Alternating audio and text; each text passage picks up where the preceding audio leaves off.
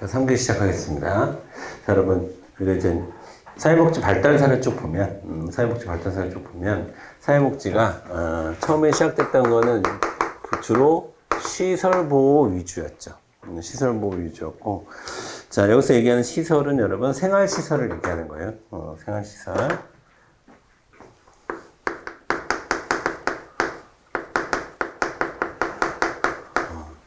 자, 그리고 이 시설 중심의 사회복지에 대한 문제제기가 미국과 영국, 우리나라 같은 경우는 좀 애매하면 우리나라는 시설 자체도 미비하기 때문에 복지 수준이 우리나라에서는 이제 탈시설을 주장하는 것이 최근 들어서 좀 뭐 등장하는 거지만 어쨌든 우리나라도 시설의 문제점이 굉장히 많았죠. 얼마 전에 어떤 지금 역사를 다루는 예능 프로그램 같은 데서도 보니까 현재 보육원인가? 그런데 보면 진짜 거의 진짜 인권은 찾아볼 수도 없고, 그렇죠? 뭐 그런 문제들이 이제 시설 안에서는 비일비재하게 사실은 있었습니다. 또 지금은 많이 공개가 되고 그런 거지만 옛날에는 뭐 그런 문제도 굉장히 심했었죠. 사회복지시설이. 그래서 이제 탈시설을 많이 주장을 하는데, 자, 그래서 요것과 시설 보호와 상대편에 있는 게 지역사회 보호 개념이에요. 여러분, 시설보호와 지역사회 보호에서 이 지역사회 보호는 뭘 얘기하는 거냐면 이렇게도 표현할 수 있습니다.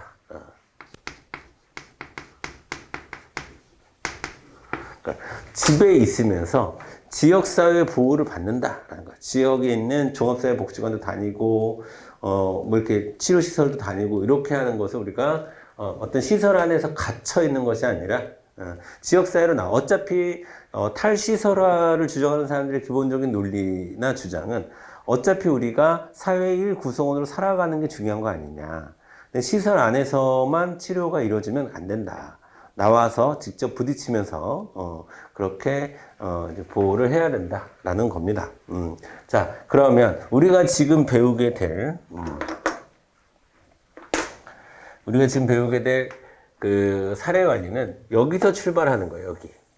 이건 아니고 여기. 자, 지역사회 보호의 측면에서 우리는 사례 관리라고 하는 자, 사회복지 실천 유형이 나오게 된 겁니다. 자, 그래서 자, 우리 사례 관리를 이렇게 얘기합니다. 자, 우리 특별 혹은 특수 사회복지 실천과 일반 사회복지 실천. 일반은 두루두루 다 하는 걸 일반이라고 얘기하는 거고, 특수나 특별은 딱 그 영역만 하는 걸 얘기하는 거예요. 그래서 일반 사회복지 실천의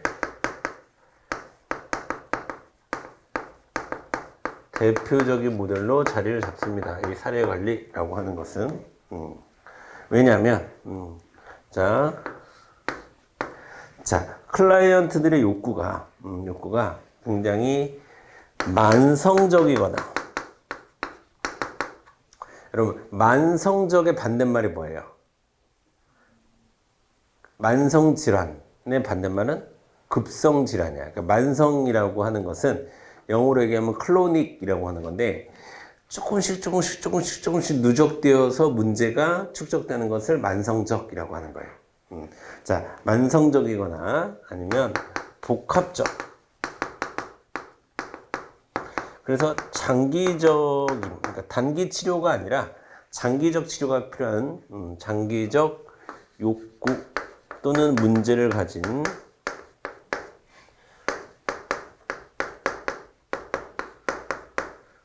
클라이언트를 대상으로 하는 겁니다. 사례 관리라고 하는 건 클라이언트에 적합합니다.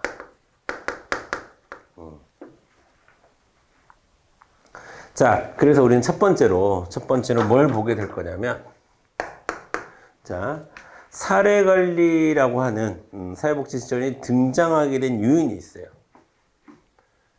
사례 관리 등장 요인. 어떤 배경을 가지고 사례관리라고 하는 사회복지 실천이 등장했느냐라는 건데, 여러분이 요거를 좀 잘 이해하려면 요 앞에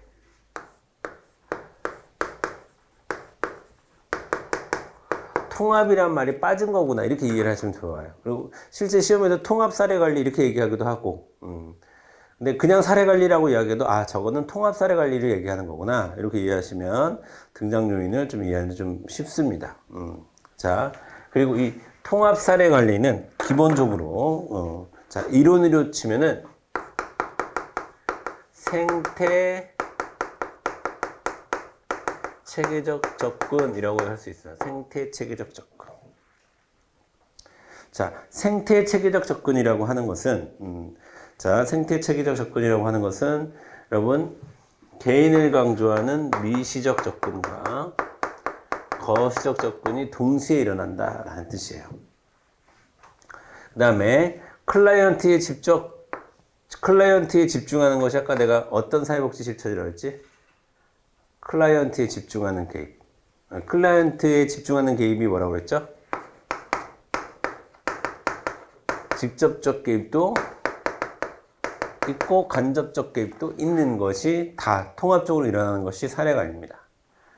그리고 개인 복지와 지역사회 복지가 동시에 일어나는 것도 사례관리입니다. 그리고 사례관리에서는 공식적 지원도 있고 비공식적 지원도 있습니다.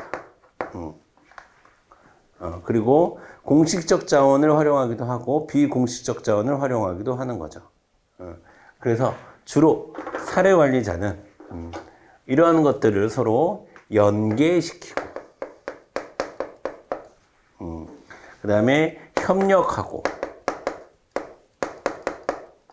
조정하고 그런 것들이 주로 사회복지사들이 사례관리를 할 때 그리고 보통 여러분 사례관리를 하는 사회복지사를 우리가 사례관리자 이렇게 불러요. 다시 사례관리를 하는 사회복지사를 사례관리자 뭐 영어로는 케이스워커 이렇게 부르는 거예요. 아시겠죠? 자 그러니까 사례관리라고 하는 것은요. 사례관리라고 하는 것은 문제가 있어. 그 문제를 해결해야 돼. 또는 치료해야 돼. 라고 보는 관점이 있고, 복지를 어떠한 문제를 해결하고 치료하는 것이다. 라고 보는 관점이 있고, 자, 복지는 아니야. 욕구가 충족돼야 되는 것이고, 자, 그 다음에 보호돼야 돼. 치료가 아니라 보호의 관점으로 사회복지를 바라볼 때, 이걸 나눠서 볼 때, 자, 왼쪽에 가까울까, 오른쪽에 가까울까? 어디에 더 포커스를 두는 걸까? 여기에 포커스를 두는 걸 사례관리라고 하는 거야.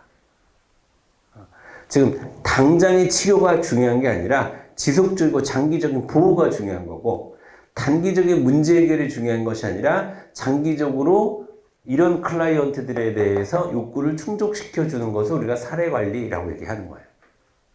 기본적으로. 자, 그래서 사례관리라고 하는 것이 등장하게 된 요인을 하나하나 보면 첫 번째. 자, 지역사회 보호에서부터 출발했다고 그랬지. 그럼 이걸 다른 말로 네 글자로 얘기하면 탈시설화라고 얘기합니다.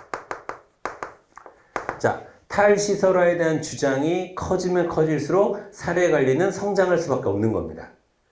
이해되시죠? 자, 그 다음 두 번째.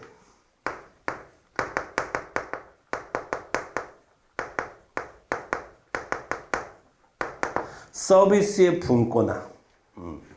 좀 자세히 얘기하면 지역사회 서비스가 이제 지자체별로 분권화되기 시작해서 그러다 보니까 통합화가 이제 잘 안 되는 거죠. 자, 이걸 이렇게도 얘기할 수도 있고요.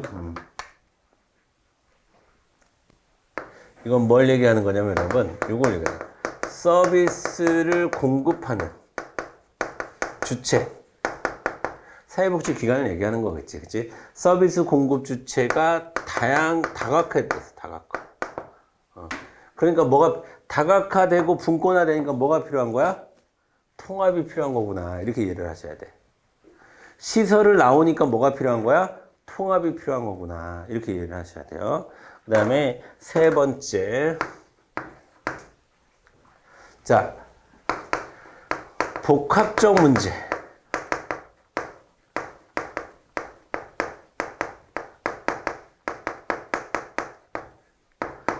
클라이언트가 증가하고 있습니다.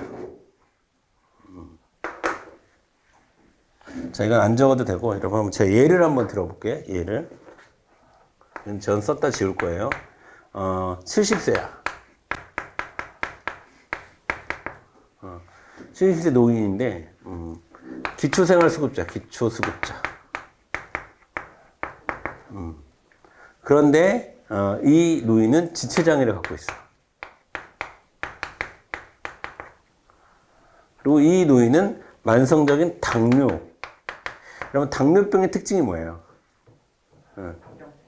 합병증은 잘 일어나고 관리가 중요한 질병이지 단기 치료가 되는 게 아니야. 이거는 꾸준히 관리해야 되는 거야. 또 혈압 이것도 마찬가지. 여러분 한 번 혈압약을 먹기 시작하면 끝까지 먹어야 돼요. 고혈압, 고혈압. 그다음에 뭐 고혈압, 뭐 고지혈증 이런 만성 질환 있죠. 우리가 흔히 만성 질환이라는 것은 쉽게 고쳐지지 않는 질환 등이 있어요. 자, 그러면 이거 제가 사회적 위험으로 한번 표현해 볼까요? 이건 뭐예요? 사회적 위험이죠? 빈곤 상태죠? 장애를 갖고 있죠? 질병을 갖고 있죠? 자, 이런 것들이 다 사회적 위험이야. 이런 복합적인 위험, 복합적인 문제를 가지고 있는 클라이언트들이 많아졌다는 거예요. 그럴 수밖에 없어요, 여러분. 빈곤하잖아요. 그럼 질병에 잘 걸려요. 그렇잖아요, 그렇죠? 그리고 노인일수록 노동력이 약화되잖아요. 그럼 빈곤할 가능성이 더 크겠지. 뭔 말인지 아세요? 이런 문제들이 복합적으로 일어나기가 쉽다는 거야. 그런 클라이언트들이 많이 늘어났기 때문에 사례 관리가 이제 등장을 하게 되었다라는 얘기를 하는 거예요. 아시겠죠? 자, 여기 제일 중요해요, 여러분. 여기 제일 중요해요. 요인들 중에서 여기 제일 중요해요. 복합적 문제를 가진 클라이언트들이 늘어났다는 점. 그 다음에 이거 볼까요? 자, 가족에게 부과되는 책임이 커졌어.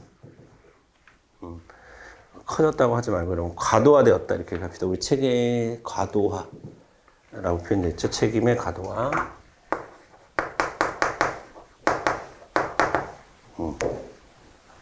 자, 그러니까 가족들의 부담이 커졌다는 거야, 지금. 현대 사회에는 개인주의가 굉장히 심하죠. 그래서 지역 예를 들면 이런 거예요. 아주 옛날에는 마을에 아버지 없이 아기를 가진 아기가 태어났어. 아니 근데 아니다. 우리 심청이 얘기해 볼까? 심청이가 태어나면서 엄마가 죽었잖아. 맞나? 그래갖고 아빠가 거기다가 지금으로 얘기하면 장애를 갖고 있어. 시각장애인이야. 그렇죠? 그러니까 동네 주민들이 그러니까 아빠가 하루 종일 하는 게 젖동량하러 다녔던 거지. 뭐 동네 사람들이 심청이를 키운 거야. 지역사회의 이 공동체의 개념이 살아있었기 때문에.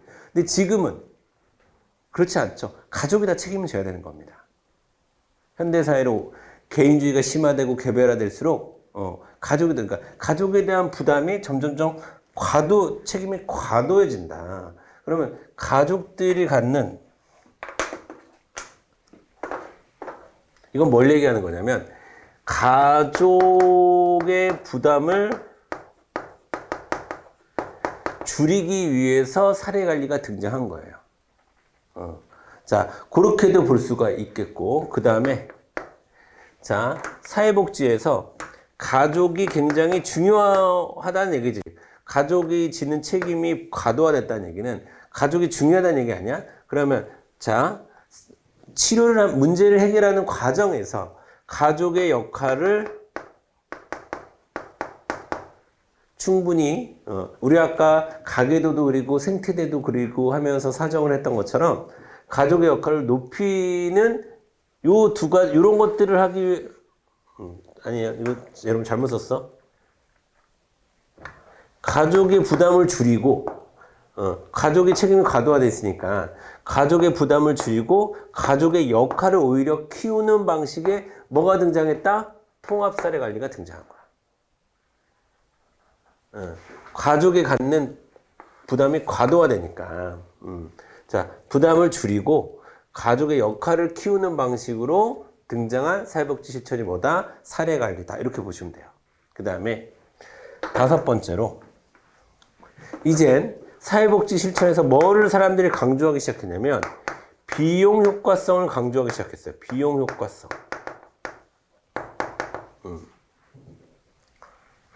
자, 그래서 비용을 효과적으로 사용하기 위해서는 우리가 갖고 있는 자원들을 이게 단선적으로 또는 개별적으로 나눠져 있는 것보다는 통합적으로 관리하는 게 비용이 효과적이겠지.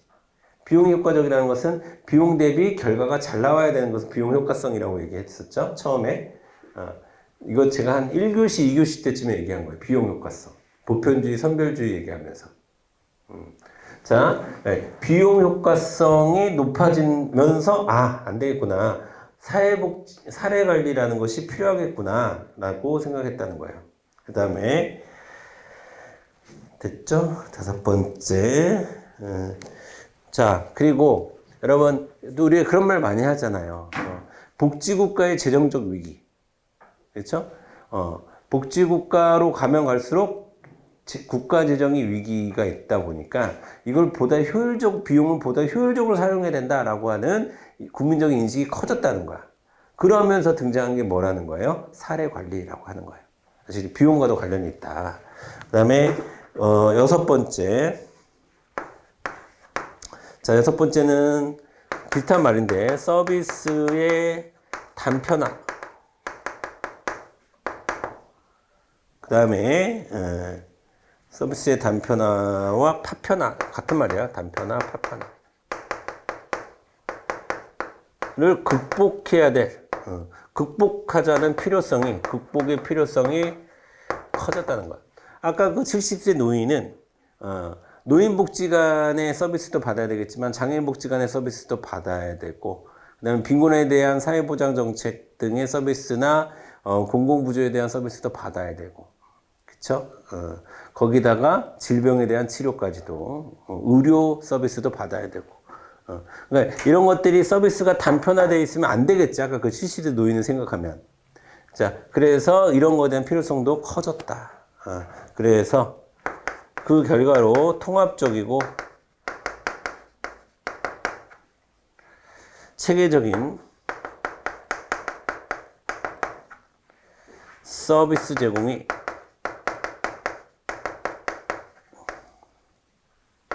서비스 제공 필요성이 올라갔다.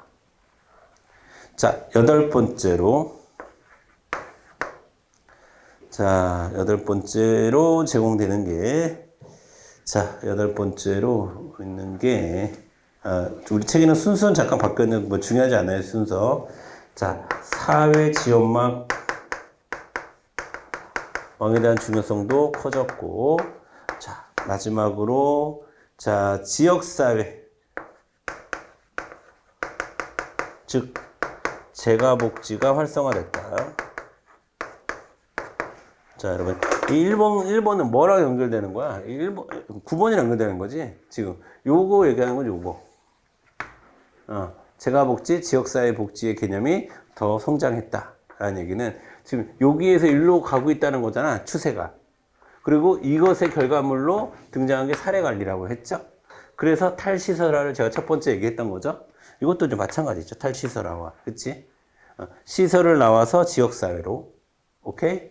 그런 흐름들이 있다라는 거예요. 그래서 요 9가지를 여러분이 잘 이해를 하셔야 돼. 이해를 하시면서 정리를 해야 되는 겁니다. 아시겠죠? 자, 그래서 그러면 우리 이젠 이제 사례관리가 왜 등장했는가를 이야기했던 거고, 그 다음에 두 번째로는 사례관리 구성 요소. 우리 책에는 없어, 이게. 예. 여러분, 133페이지 오른쪽에 써주시거나, 하세요. 자, 일단 볼까요? 여러분, 책 볼까? 132페이지 보겠습니다. 132페이지. 132페이지 첫 번째 줄, 사례관리의 개념에서 복합적인 욕구를 가진 클라이언트 밑줄. 그 다음에 두 번째 줄 후단에 포괄적인 서비스. 그러니까 한마디로 얘기하면 사례관리 왜 필요해요? 딱 한마디로만 얘기해 보세요. 그러면은 자, 여러분 요거 두 개를 얘기하면 돼. 복합적인 문제를 가진 클라이언트들이 늘어나면서 보다 통합적인 서비스 제공을 할 필요가 생겼기 때문에 사례관리가 등장한 겁니다. 이게 핵심이에요. 이게 3번하고 7번. 3번은 문제, 7번은 해결책. 그래서 등장한 게 뭐라고? 사례관리라고. 자, 그러니까 우리는 132페이지에 복합적인 욕구를 가진 클라이언트, 두 번째 줄에 포괄적인 서비스. 포괄적인 서비스나 여러분 통합적인 서비스나 똑같은 말이죠. 그 다음에 133페이지로 넘어가서 자, 2번 사례관리의 등장에 영향을 끼친 주요 요인들 9가지 나오는데 제가 칠판에 적어드린 내용하고 똑같은 내용입니다. 아시겠죠? 자, 여러분 그 2번의 제목 사례관리 등장 여기 앞에다가 괄호하고 조그맣게 통합이라고 써있어요. 통합 사례관리. 통합이라는 개념을 놓치면 사례관리를 이해하기가 힘들어요, 여러분.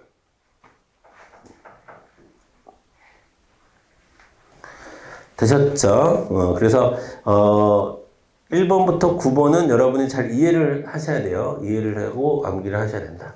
이해를 하면서 여러 번 보면 돼. 죽자고 암기할 필요는 없고. 자, 그 다음에 두 번째. 자, 사례관리의 구성 요소 보도록 하겠습니다. 쉬워요.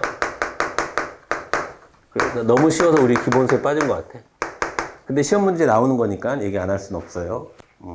자, 이게 표현이 좀 다르다는 거야. 사례관리를, 그러니까 클라이언트를 뭐라고 부르냐면 사례관리 대상자라고 불러요. 대상자. 대상자가 뭐라고? 클라이언트예요. 아시겠죠? 그 다음에 뭐가 있냐면 이 대상자가 이용할 수 있는 사회 자원이 있어야 돼요. 사회 자원.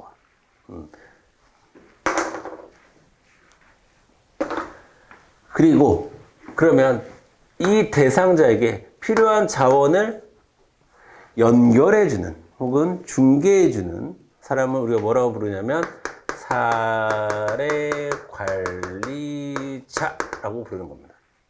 사례관리자.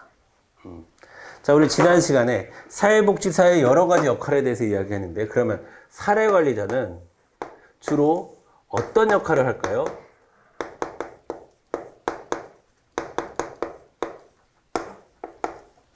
중개자로서의 역할만 하는 건 아니에요. 때로는 교사로서의 역할도 하고 그럴 겁니다. 사례 관리를 하다 보면. 하지만 중개자로서의 역할이 가장 큽니다. 즉 사례 관리자라고 하는 것은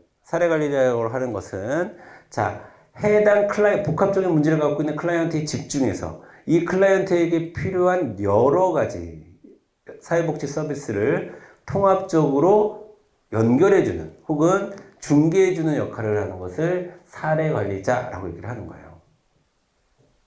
되셨죠? 그 다음에 세 번째. 자, 사례관리. 이거 여기서 보면 책에 있어요. 사례관리 개입 원칙.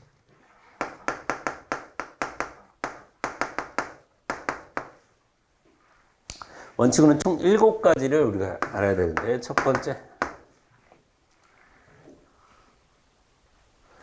자, 첫 번째 뭐가 있냐면, 개별.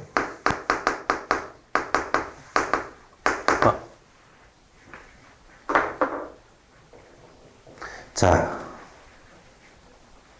여러분, 여기서 개별화는 서비스를 개별화시켜야 된다는 얘기예요? 아니지. 그 개별적인 클라이언트들의 요구에 개별 요구에 집중을 해줘야 된다라는 거야. 그러니까 예를 들어서 A라는 사람이 갖는 복합적 문제와 B라는 사람이 갖는 복합적 문제가 다르다는 거야. 그러니까 A와 B한테 똑같은 서비스를 연결해줘서는 안 되죠. 그쵸? 그 얘기를 하는 거예요. 그러니까 헷갈리시면 안 돼요. 자, 우리 밑줄 볼게요. 밑줄 긋겠습니다, 여러분.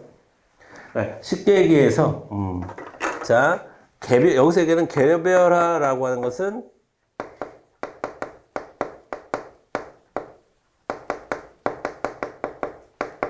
클라이언트 맞춤형 서비스를 제공해라 라는 얘기예요. 자, 우리 밑줄 긋겠습니다. 표 안에 클라이언트 개인이 갖고 있는 욕구에 개별적으로 접근. 뭔 말인지 아시겠죠? 이거랑 달러. 단표나 파표나 분권나 이런 거랑은 달러. 기본적으로 사례 관리는 서비스를 통합적으로 제공하는 게 사례 관리인데, 그런데 왜 갑자기 개별화라고 그러면 어떡하세요? 여기서 이 개별화는 클라이언트 개별에 집중해줘야 된다라는 의미예요. 아시겠죠? 오해하지 마시고. 두 번째. 그러니까 두 번째 뭐가 나와? 포괄성이 나오는 거야. 오해할까봐. 포괄성을 이해하겠죠? 두 번째 줄 밑줄 긋겠습니다. 첫 번째 줄부터 밑줄 그으세요. 복합적인 욕구가 모든 분야에 걸쳐 충족될 수 있도록 포괄적인 서비스를 제공해야 된다. 아시겠죠? 이건 이 포괄성은 뭐의 포괄성이에요? 클라이언트의 포괄성이에요? 서비스의 포괄성을 얘기하는 거야. 그 다음에 세 번째. 자, 클라이언트의 뭐를 극대화해야 돼요? 자율성을 극대화시켜야 됩니다. 클라이언트들 스스로가 선택할 수 있어야 돼요. 자, 첫 번째 줄 맨 끝에서부터 밑줄 볼게요. 선택할 수 있는 자유와 자기결정권을 최대한 보장해야 한다. 그 다음에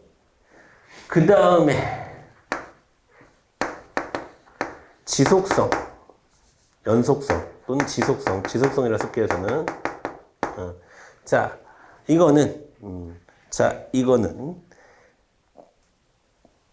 서비스가 지속되어야 된다라는 거예요.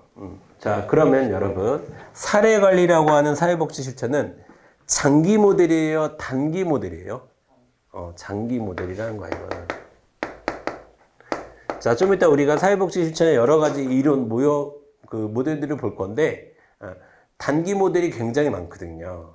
그러니까 그러니까 헷갈리지 마시고, 단기 모델 우리가 많이 배울 거지만, 어쨌든 사례 관리는 장기적인 관점으로 접근하는 것이다. 라는 포인트를 놓치시면 안 되고요. 그 다음에 연계성. 연계성은 뭘 기억하시면 돼요? 아까 요거 기억하시면 되지? 사례 관리, 이제가 중개자로서 역할을 한다. 연계성. 연계해주는 것이 성격이 강합니다. 한 사회복지 기관에서 복합적인 문제를 갖고 있는 클라이언트를 다 해결할 수 없다는 거야.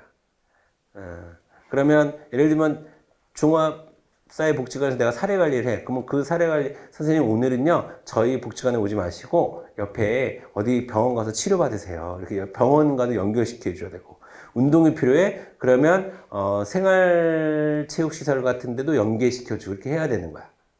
사회복지관에서 다 할 수는 없어. 아시겠죠? 그런 게 연계성. 그 다음에 접근성. 자, 접근성은 여러분 이렇게 이해를 하시면 될 것 같아요. 처음에 그 사례 관리가 필요한 대상자를 만났을 때 찾아가는 서비스를 해줘야 된다는 거야. 여러분, 찾아가는 서비스의 가장 대표적인 형태 우리가 뭐라고 하냐면 아웃리치라고 해요. 아웃리치. 즉 기관을 나와서 도달한다. 클라이언트에게 라는 거예요. 찾아가는 서비스. 그 다음에 당연히 통합적이니까 체계적으로 해야 되겠죠. 체계성. 이거랑 똑같아. 이거랑 똑같아. 이 9가지를 우리가 잘 이해하면서 정리를 하잖아요. 그러면 이 7가지 외우는 건 그렇게 어렵지 않아요. 아시겠죠? 자, 그리고 시험 문제 나오잖아. 그럼 시험 문제 나오면 네 가지 중에서 한 가지 딱 틀린 거 찾는 거잖아요, 사실은. 그러니까 어렵지 않습니다. 근데 눈에 많이 익숙해, 그러니까 전문 용어로 발라두는 파트예요. 눈에 발라둔다라고 하거든, 우리가. 눈에 자주 발라둬야 되는 파트인 거예요, 이거. 이런 거는. 죽자고 외우지 마시고, 글자 따서 막 외우고 그러지 마시고, 이해하면서 눈에 자주 발라두면 충분히 여러분이 객관식 문제로 풀 때는 그렇게 어렵진 않다라는 겁니다. 자, 마지막으로, 그러면 사례 관리의 과정을 보도록 할게요. 4번.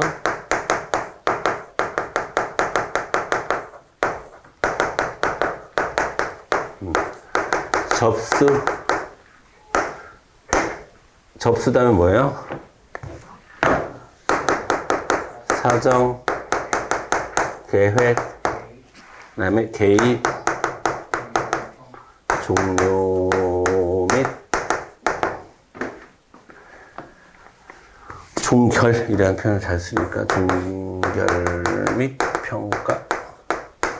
이게 기본적인 사회복지 실천의 5가지 과정이죠. 자, 그런데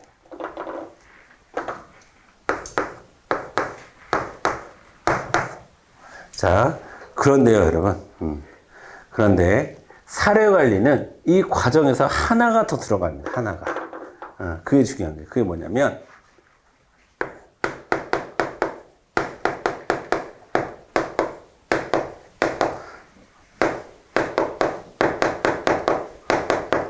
점검 및 재사정이 개입 이후에 들어가는 거예요. 이게 이제 중요한 포인트예요. 우리 책에는 이거 생략했는데 이거 생략해도 돼요, 사실은. 사정부터 시작하면 되지, 급하면. 우리가 나중에 이제 위기 개입 모델 같은 것도 배울 텐데, 위기 개입 모델 같은 경우에는 접수 과정 이런 거 없습니다. 바로 사정이에요. 급하니까. 근데 접수는 어쨌든 그 상황에 맞게끔 하면 되는 거예요. 근데 시험에 접수가 안 나오고 여기서부터 나왔어. 그래도 여러분들 뭘만 잡아주면 돼? 순서랑 여기 타이밍에 들어가야 된다는 게 중요한 거예요. 그러니까 개입한 다음에 바로 평가하지 않고 개입한 다음에 점검을 합니다. 지금 적절하게 개입을 하고 있는지에 대한 점검이 이루어지는 거예요. 자, 그리고 여러분 이걸 평가로 얘기하면 무슨 평가가 이루어지는 거야? 형성 평가가 이루어지는 거지. 즉 모니터링을 하는 거지. 모니터링을 해서 그 다음에 재사정한다는 것은 뭔가 우리가 잘못 판단하고 있었는데 그럼 빨리 재사정을 해가지고 다시 새로운 개입을 해줘야 된다라는 얘기예요. 이해되시죠? 이게 사례 관리이기 때문에 가능한. 그쵸? 그러니까 사례 관리, 요거 이렇게 이해하시면 돼요. 이렇게 이해하시면. 이거를 하기 위한, 이거를 강조하는 거니까. 이거를 강조하니까 중간에 이런 것을 집어 넣은 거예요. 일반적인 서비스의 과정에서, 일반적인 서비스의 과정, 사회복지 실천의 과정에서 이게 들어가는 거예요. 왜? 개별적인 서비스를 제공해야 되니까, 사례 관리라고 하는 것은. 돼요?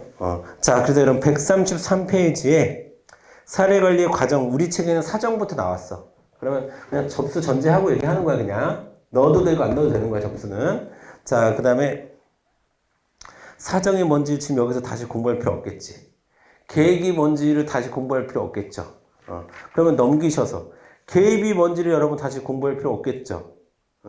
자, 개입, 직접적 개입, 간접적 개입 이런 게 있는데 자, 중요하지 않고요. 이건 별로 중요하지 않습니다. 직접적 개입이 뭔지만 알면 되고 간접적 개입이 뭔지만 알면 돼. 그러니까 직접적 개입에서 사회복지사는 실행자, 안내자, 교육자, 정보 제공자 역할을 한다는 것은 누구를 대상으로 한다는 거야? 클라이언트를 직접 대상으로 한다는 거고, 그 다음에 간접적 개입에서 사회복지사는 중개자, 연결자, 옹호자 역할을 한다고 그랬는데, 그러니까 요거는 사실은 여러분 요걸로 정리하지 마시고 제가 아까 얘기했던 직접적 개입, 간접적, 그러니까 환경의 개입을 하는 거냐, 아는 요거 보시면 되겠고, 우리가 별표를 치셔야 되는 것은 4번의 별표를 치셔야 됩니다. 4번. 이거는 사례 관리에만 들어가는 과정이 되겠습니다. 자, 거기서 여러분, 거긴 점검이라고 써있네. 여러분, 점검 및 재사정이라고 써주세요. 점검 및 재사정. 시험에 그렇게 나옵니다. 자, 클라이언트에게 서비스가 맞게 제공되었는지 잘 제공되고 있는지 점검하고 점검해서 끝나면 뭐해? 다시 사정하지 않을 건 필요가 없잖아. 점검하는 게. 그러니까 점검은 항상 재사정을 전제로 하는 거겠죠. 이해되세요? 여러분 시험에 이렇게 나왔어. 사회복지 실천에서 사례관리는 다른 형태의 사회복지 실천보다 더 높은 책임성이 요구된다. OX? 더 높은 책임성이 요구된다. 더 높은 책임성이 요구돼. 아시겠죠? 더 높은 책임성이 요구되기 때문에 이걸 하는 거야.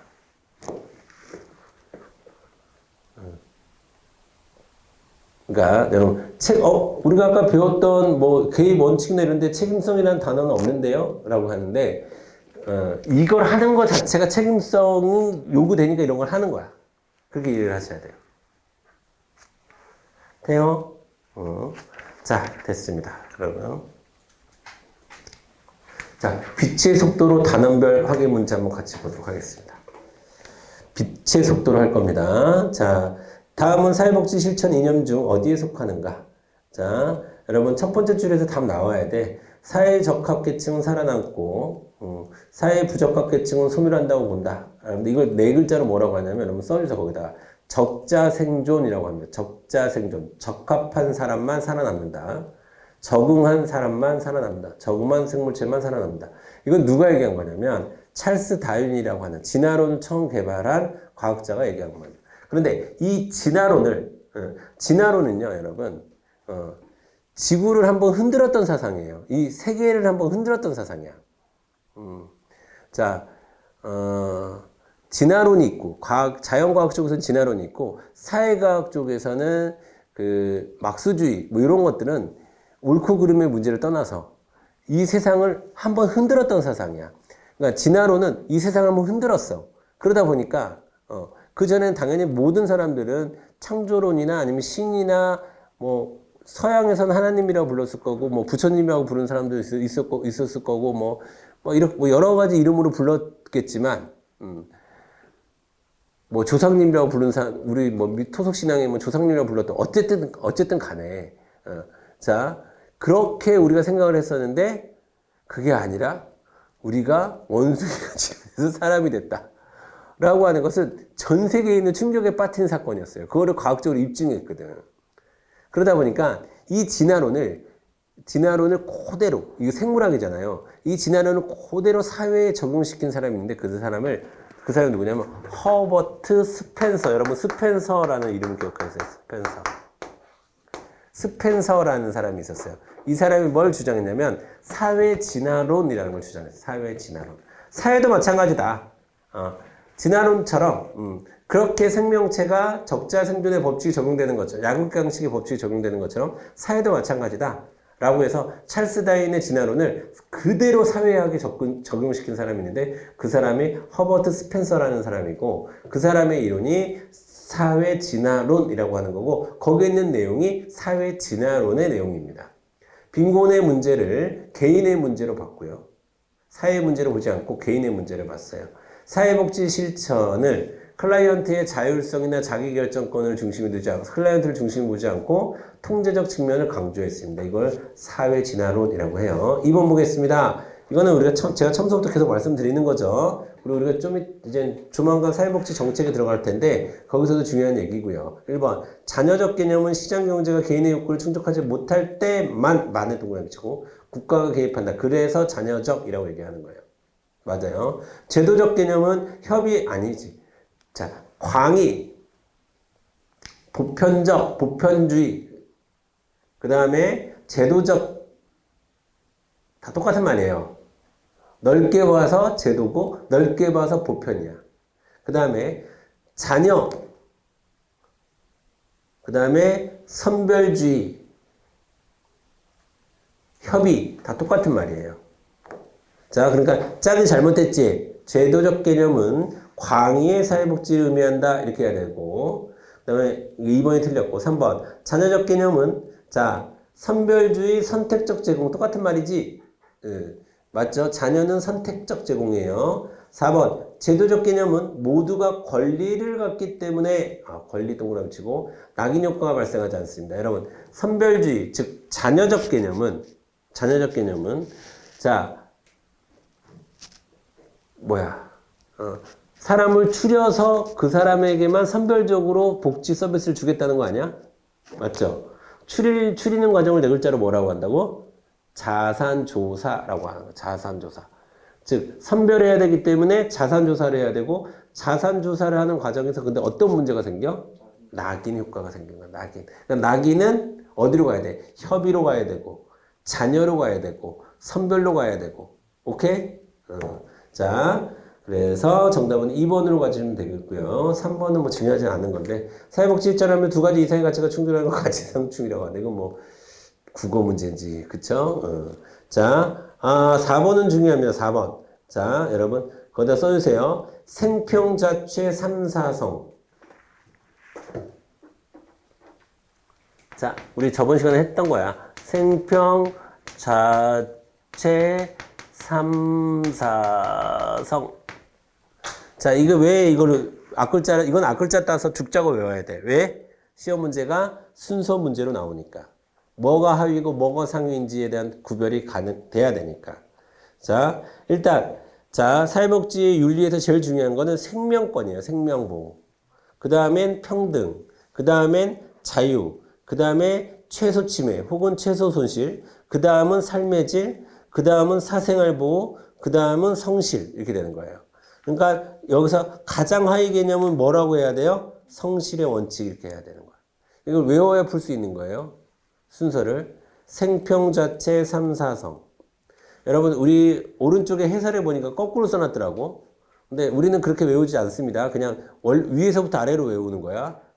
생평자체 3, 4성 이렇게 외우는 거야. 생평자체 3, 4성.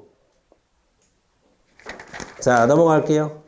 자, 사회복지사 윤리관력에 대한 설명으로 잘못된 것은 1번 사회복지사는 전문가로서 성실하게 업무를 수행하며 자, 이거 내가 설명하면서도 여러분에게 얘기하는 것 같아. 자, 기관의 이익과 타협하는 건 없어요. 누구의 이익과 타협할 수 있어요? 클라이언트의 이익을 옹호해야지. 클라이언트. 사회복지사인데 쪽팔리게. 그쵸? 나머지는 다 맞는 말이고요. 그 다음에 6번 가겠습니다. 사회복지사의 동료에 대한 기준으로 잘못된 것은 자, 1번 사회복지사가 전문적 판단에 미흡하여 문제를 야기시킬 때는 조치를 취하여 또 똑같은 얘기다. 그렇죠? 기관의 이익을 보호하는 게 아니라 누구의 이익을 보호해야 돼? 클라이언트의 이익을 보호해야 되는 거죠. 자, 기관의 이익과 타협해서는 안 되고 클라이언트의 이익을 보호해야 한다. 이렇게 정리하시면 되겠네. 자, 7번. 자, 통합방법론 중 전문가를 육성하는 교육체계를 전문체계라고 하는데 자, 제가 4교시쯤에 아마 6체계, 4체계에 대한 설명을 다시 한번 여러분에게 드릴 거예요. 자, 지난 시간에는 4체계와 6체계를 제가 짧게만 말씀을 드렸는데 오늘 좀 우리가 사회복지 실천 모델 할 때 좀 자세하게 얘기할 거고 이런 걸 우리가 전문체계라고 얘기합니다. 그 다음에 8번 통합적 방법론 중에서 사회적 단위로 보고 현재 문제에 대처하는 개인의 능력을 향상시키고자 하는 것을 우리가 문제 해결 모델이라고 하는데 이것도 좀 이따 다시 얘기할 거예요. 사회복지 실천 모델은. 자, 클라이언트를 있는 그대로 이해하는 것을 우리가 수용이라고 합니다. 수용. 그 다음에 클라이언트가 사회복지사가 원하는 방향과 반대 방향으로 움직이는 것을 우리가 저항이라고 그래요. 저항. 자, 11번. 11번. 자, 표준화된 질문지를 갖고, 표준화. 똑같은 말이 구조화야. 정답 4번. 이해되죠? 자, 그러니까 정해진 질문을 가지고 면접을 하는 거야. 추가 면접임에도 불구하고 추가 질문이나 이런 걸 안 하는 거야.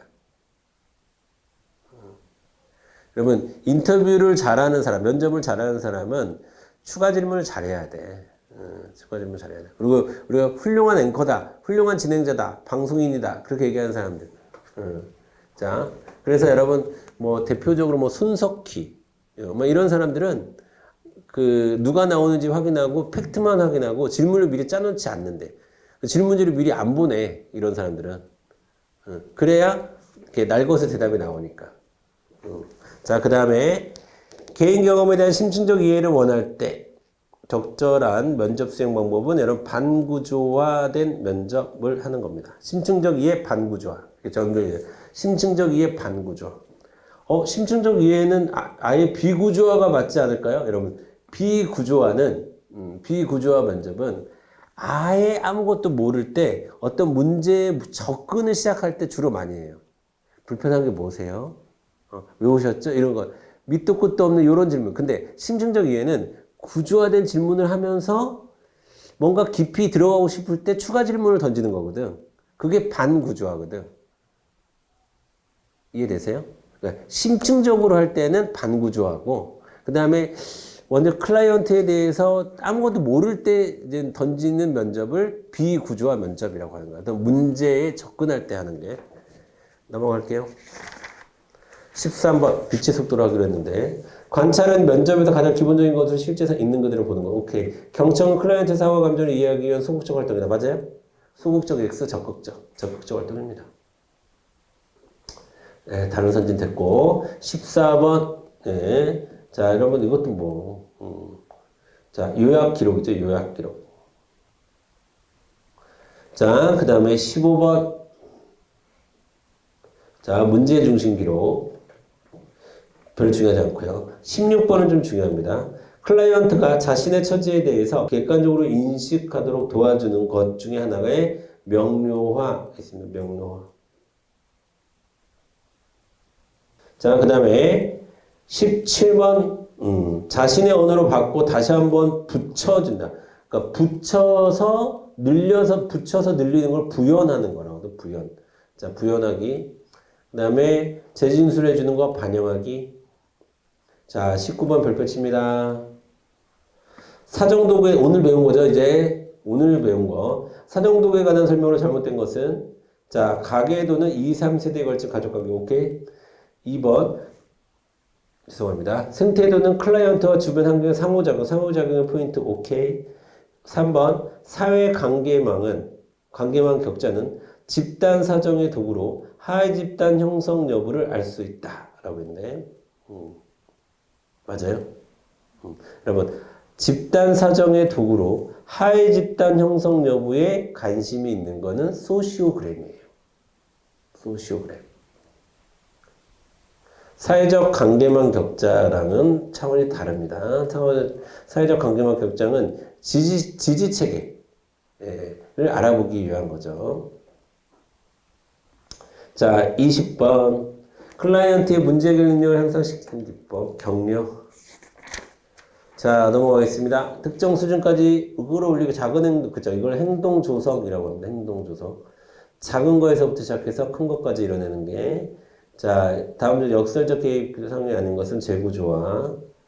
자, 그 다음에 긍정적으로 재해석한다. 긍정적 의미. 이거는 여러분. 자, 여러분 24번 별표. 자, 개입 종결 시 정서적 반응을 다루는 방법. 1번 긍정적 변화의 노력을 계속하게 나가기를 지지한다. 그 다음에 부정적 감정을 표현하는 것을 허용하지 말아야 돼요. 허용해야 돼요. 서운하면 서운하셨군요. 이렇게 하면 돼. 아시겠지? 자, 그 다음에 의뢰 나왔고, 그 다음에 의존성에 대한 고려가 필요하다. 아까 다 얘기했던 거야. 이거는 이해를 해야 돼. 이해를. 자, 25번 별표. 사회복지 실제의 평가의 유형에 대한 설명을 옳지 않은 것은 개입 과정이 클라이언트에 도움이, 여러분, 과정의 동그라미. 이거 뭐라고 해야 돼? 과정평가죠, 과정평가. 성과평가는요, 과정에 대해서 지금 논하는 게 아니야. 원하는 결과가 나왔냐? 이걸 보는 거야. 자, 26번. 26번을 별표 치고. 지역사회 서비스가 분산되었기 때문에 통합사례 관리가 필요하다고 그랬지. 자, 다 맞아요. 여러분, 뭐가 틀렸어요? 3번. 탈시설화를 전제하는 거야. 그 다음에, 자, 이거. 문제 거의 접근성. 그 다음에 28번. 자, 여러분 보세요. 자, 점검이 들어가 있다라는 건데, 점검이 사례관리자가 만든 서비스 계획이 클라이언트 삶에 미친 영향을 측정하는 과정을 점검이라고 얘기하는 건가요? 이거는 평가에 해당합니다. 평가. 자, 이거는 영향을 측정하는데 점검은 측정하는 게 아니라 과정상 수정할 게 있는지 없는지를 모니터링하는 거를 우리가 점검이라고 얘기하는 거예요. 틀렸습니다. 됐고요. 자, 여러분 잠깐 쉬었다가 우리 사회복지 실천 이론 모델 를 하도록 하겠습니다. 오늘 모델이 제가 여러분에게 소개해드린 모델이 한 7, 8 정도까지가 되는데 지금까지 배웠던 것도 몇 가지 있을 거고 새롭게 배운 것도 있는데 문제는 우리 책에는 정확하게 4개 정도밖에 소개되고 있지 않아요. 근데 시험은 이 4개 이외에서도 나옵니다. 그래서 제가 여러분들이 책에 있는 거는 제가 뭐 책에 있는 것 책도 정리를 해드리긴 할 텐데 어쨌든 필기를 잘 하셔야 된다는 얘기예요. 그러니까 여기 좀 보강을 해야 되니까 보강이 좀 필요한 영역입니다. 자, 그래서 이따가 10분만 쉬었다가 우리 이제 사회복지 실천 기술론으로 들어가서 이제 모델서부터 한번 살펴보도록 하겠습니다. 잠깐 끌었다 갈게요.